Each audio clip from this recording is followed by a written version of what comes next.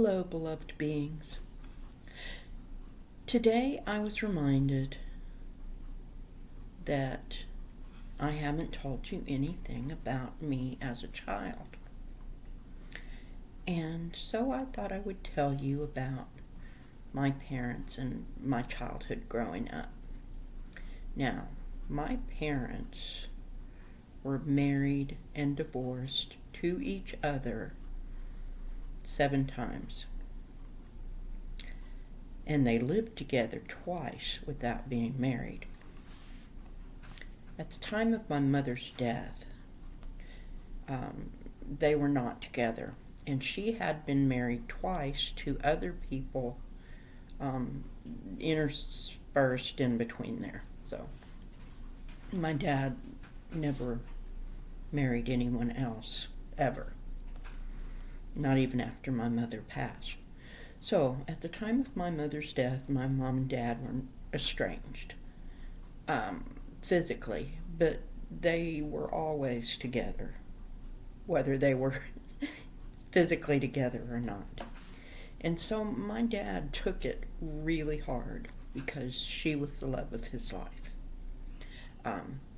While I was growing up, it was interesting. They argued and even fought a lot. That was the way my mother had been raised to communicate within the family. Her parents did that her entire life. My dad was raised in a completely different environment, and everyone was, for the most part, soft-spoken, respectful of one another in a large family in the country. My mother came from a small family in the city, and my grandmother had some issues that partly stemmed from the abuse she received from my granddad and from circumstances that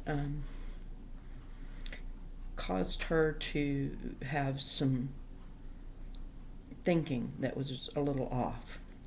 So, here my mom is raised in that household where my grandmother had lost 4 babies. She had had 2 stillbirths and 2 children who were born but lived 6 hours each. And then they adopted my uncle. So my mother grew up in a household where she was the oldest and her little brother had been adopted. And my dad grew up in a household where he was the youngest of 6. He had 4 older brothers and, I'm sorry, not 4, 3 older brothers and 2 older sisters who were twins. So, and he was the baby of the family. So here they come from these 2 completely different backgrounds, completely different styles of communication, and they get married when they're kids. My mom's 17 and my dad's 18. And my mom then shortly after became pregnant with me, and she was still in high school. My dad was her legal guardian, so he had to sign papers saying that she could still attend school and be pregnant until she got to the size where they wouldn't let her come, where it became obvious. So she could only go to school until it became obvious that she was about to be a mother. My dad joined the Air Force in, I want to say 1962. I was born in 1961. I believe my dad joined the Air Force in 1962, and my brother was born in 1963. So here's this young military family. I don't believe they lived on base, but everything else was done on base, commissary and all that. I don't know. I was there, but I was an infant, so anyway. So here are my parents with these 2 different communication styles, and my dad's in the military, and he gets called up to go to Vietnam, and he's gone. And so my mom moves back in with my grandparents, her parents. And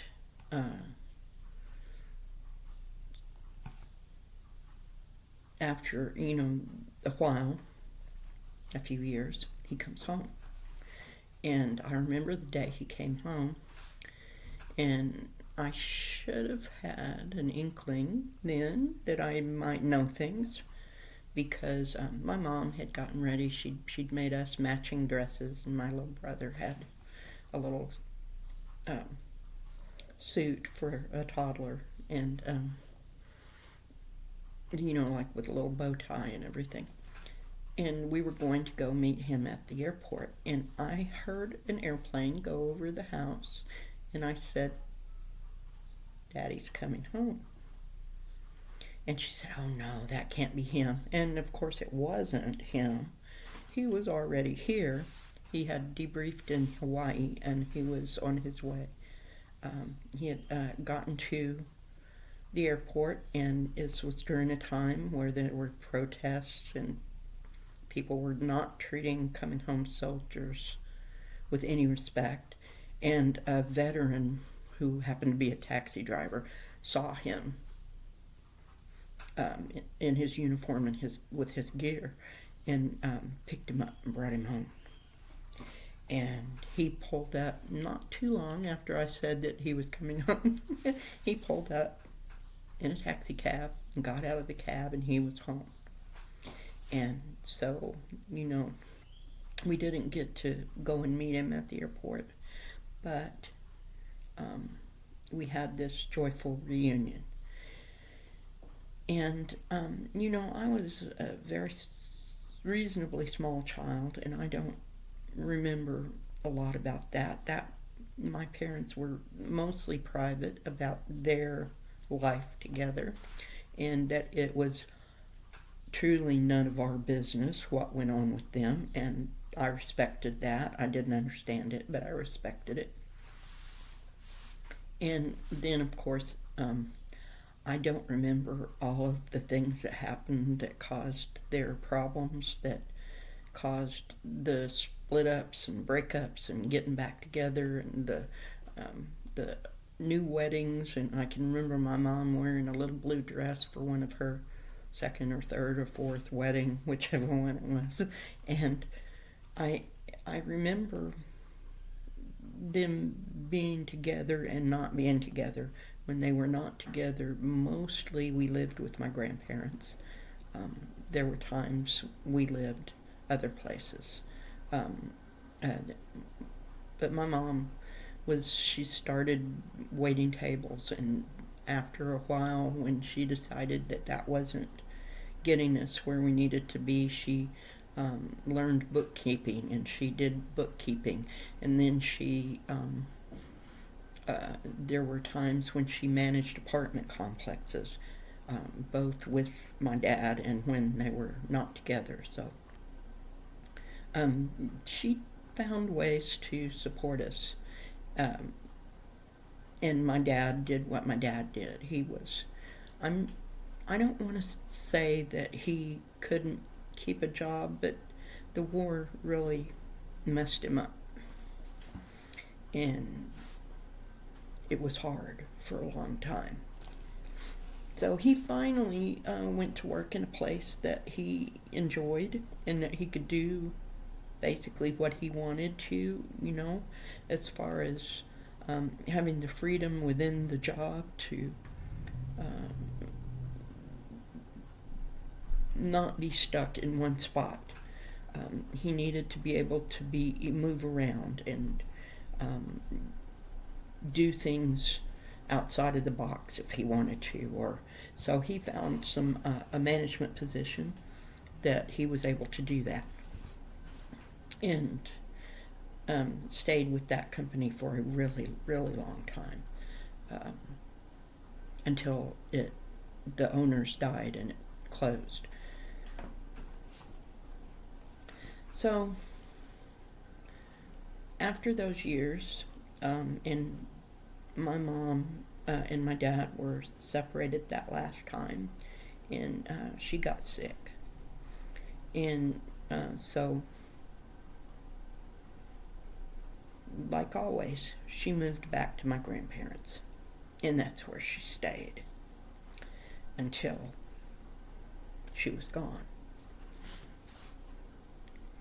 And my dad came to see her a few times, and he was so upset that one time he was walking into the hospital and I was walking out and he didn't recognize me. So he took it pretty hard. Now, my mom had this sense of humor, and she showed it on the way to the cemetery. As we went through the gates into the cemetery, there was a big sign right in my face that said, "No unauthorized planting."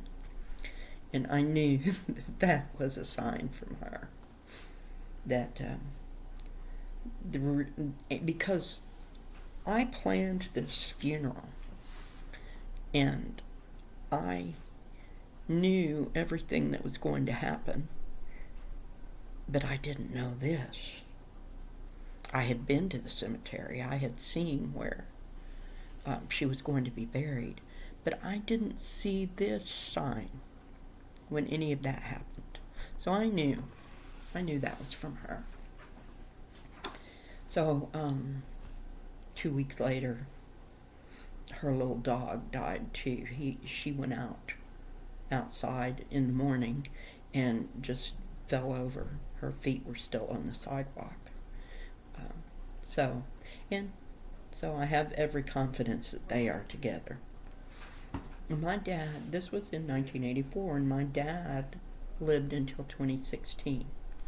So years go by, and I have been married. I was married before my mom passed. And then I have all of my problems, and my son.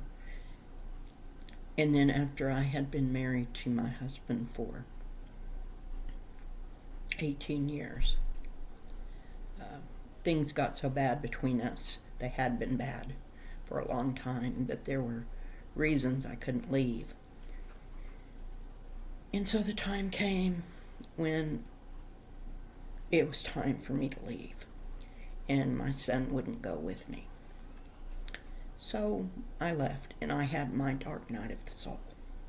And sometime soon I'll probably tell you about that. But I moved from Oklahoma City, where I had lived with my husband, back to Dallas, where my dad still lived, and so that I could be at least near him. And I had other relatives, and I had a cousin that offered to let me stay with her until I could get on my feet.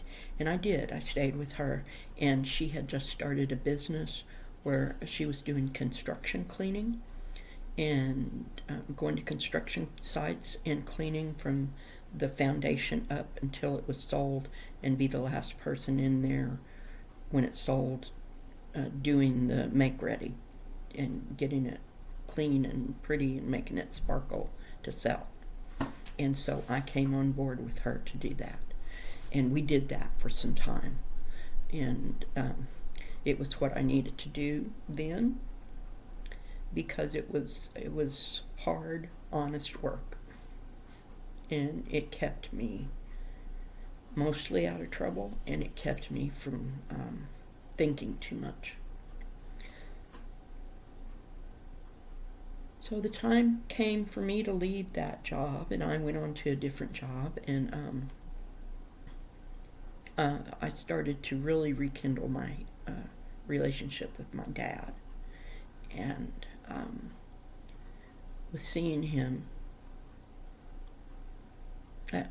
at least once a week. We would meet and have lunch or do something, go to the car show, whatever.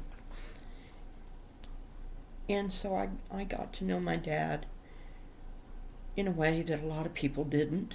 I got to know things that he liked and didn't like, things he didn't share with other people, to know what he was good at, and really an all-around good relationship with my dad that I'd never had an opportunity to have as a child. And then I lost my dad in 2016. And it was different, though. It was very different. Before I had lost my dad, one of his brothers, the oldest living brother that he still had, got sick and went to the hospital. And it was apparent to us that he would not leave the hospital, and that he came to a place where he didn't want to have any life-sustaining measures anymore. So he requested to be taken off of nutrition and all of that. So they just kept him comfortable until he passed, basically. It was his wishes to that he was not going to be able to get up out of bed, that he would be allowed to die. And so I went to visit my uncle before he actually made this decision my dad was in on, making sure that what he wanted was about to take place. And we visited him, and when we left, I said to him, I did not have a bad feeling about that. And he said, neither did I. So I realized then that even though I was pretty sure, because my gifts of knowing come from my dad's side of the family, I was pretty sure he had it, but he had never mentioned it to me. And so this was the first time he ever mentioned it to me, that he did not have a bad feeling about it. And it was the first time I realized that my own feelings about life and death had changed, and that I had more of an understanding. And so we were in agreement that this was what he wanted, what my uncle wanted.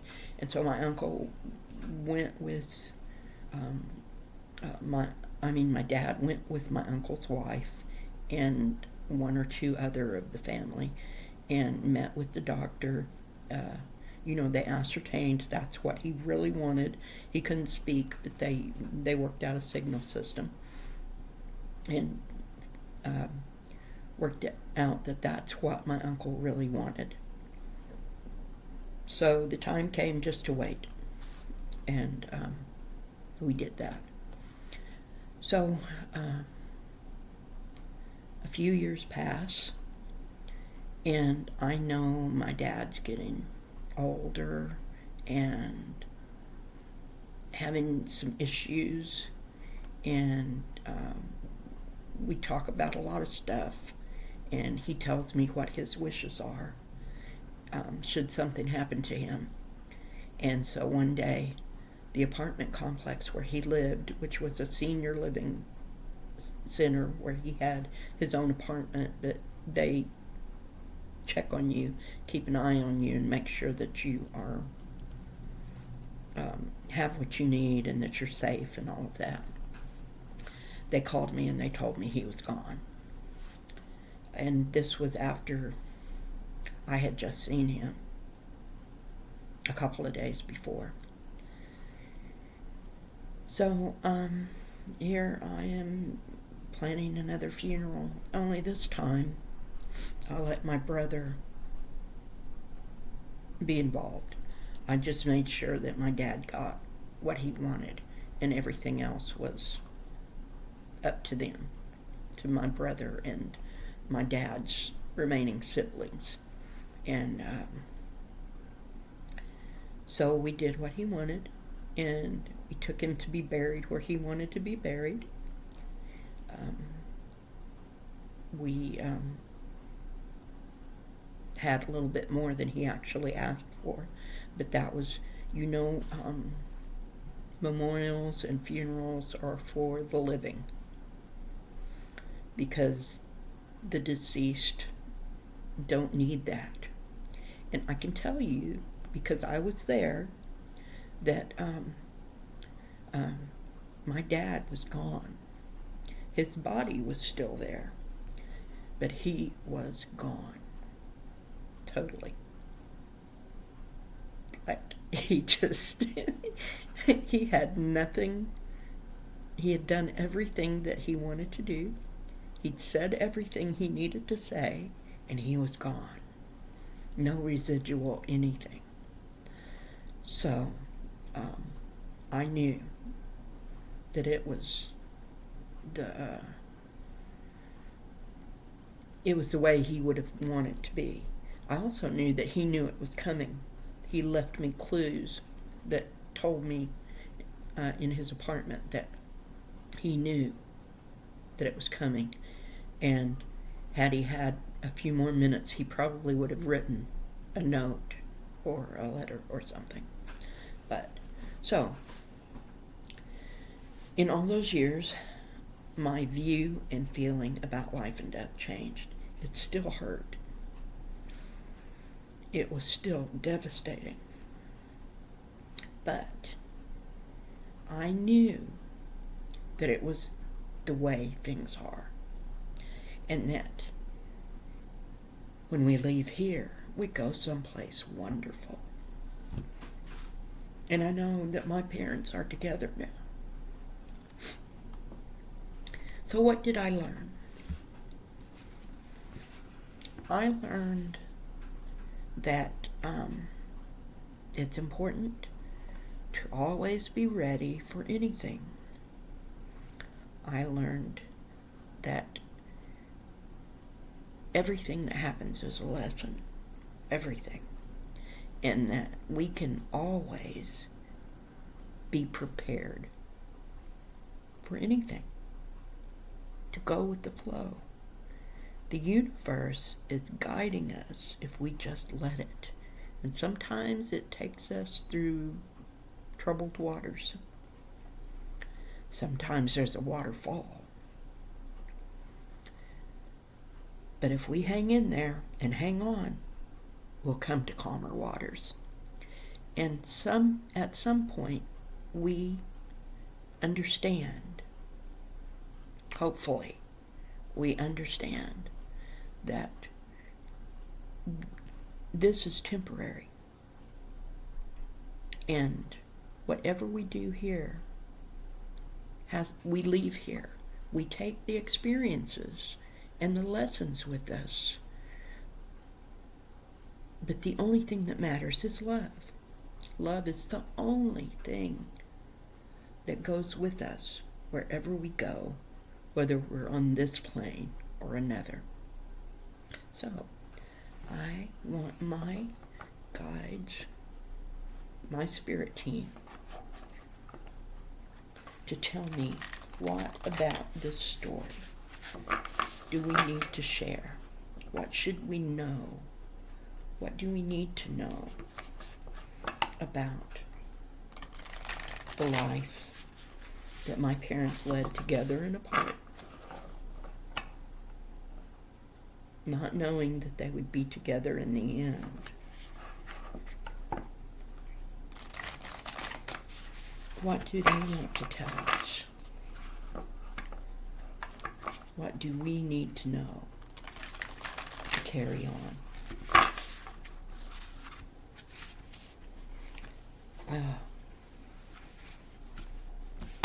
Let's find out.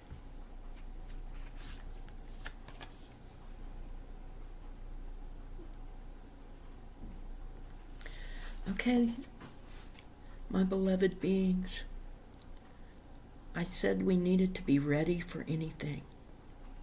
The card I drew from the Angels and Ancestors deck is Spirit Fox. Trust your talents in changing times. The times are changing. You need to trust yourself. You know the answer. Whatever the question is, you know the answer. You know how to navigate through.